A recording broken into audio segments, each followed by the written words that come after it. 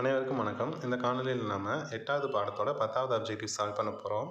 இந்த கணக்கில் என்ன கொடுத்துருக்காங்க அப்படின்னா, ஒரு ஜாரில் வந்து P number of red marble, Q number of blue marble and R number of green marbles இருக்குது. அதில் ரெட் மார்பிள் மட்டும் வரதுக்கான ப்ராபபிலிட்டி என்னன்னு கேட்டிருக்காங்க. ஸோ இப்போ கொடுத்துருக்கதை நம்ம ஒரு பாக்ஸில் எழுதிக்குவோம்.